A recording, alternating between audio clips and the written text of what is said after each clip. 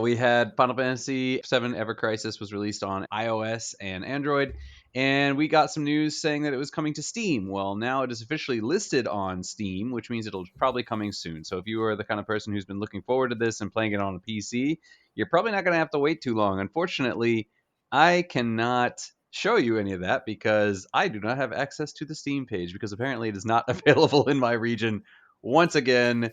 Any kind of mobile kind of stuff is just not available here. So yeah, fun times for me. But if you are the person who wants to catch up on the Final Fantasy VII kind of story, then basically what Ever Crisis is it's got a series of chapters. They just recently, I think as of yesterday maybe, or maybe it's coming soon, released chapter 4.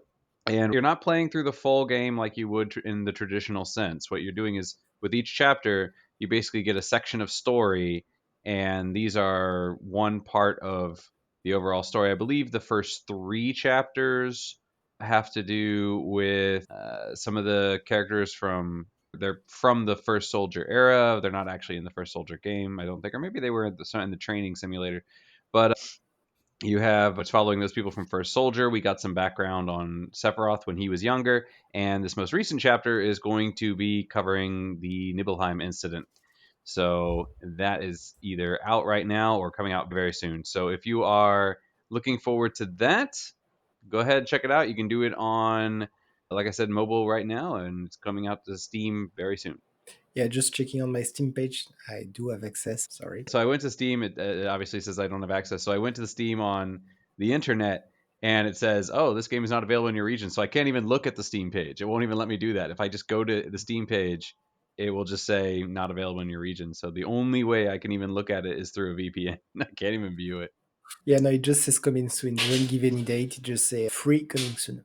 Yeah, So it's gonna be fun. I think I'm gonna take a look. should be Yeah. pretty short, or at least the individual chapters are short. They say they're currently aiming for a monthly rollout, which does have some people concerned that given that they're doing it monthly, it will eventually surpass the remake in terms of where it is in the story. Because it starts off way in the past, but it will eventually catch up. And then once it does, then it's going to be ahead of remake. So some people are maybe not concerned, but curious as to how they're going to handle that. No, I was just thinking how short are we talking about? Each monthly update, 2, 3, 5 hours. Because I don't know if you play 5 hours at the beginning of the month and nothing until the end of the month until the next update. And will you always? Do you think that people are gonna always come back to it every month? I don't know. From what I've seen, they have the chapters. They also have stories, which are like small little snippets from the story, but aren't necessarily part of these longer chapters. But the way that I've seen people describe it is that it is actually designed not to be played in bulk. It's designed to be played like on the bus where you have 5 minutes on a bus Okay. ride, and it's supposed to be played in very short bursts. So you will blaze through it really quickly if you're just dedicating time to it. But if you're playing it as a kind of mobile casual, oh, I got some time. Let me open it up, play just a little bit. Then It's yeah, it'll hold you a lot longer. So I don't know. so it's really for the Steam Deck rather than your PC then. Yeah, Okay, but cool.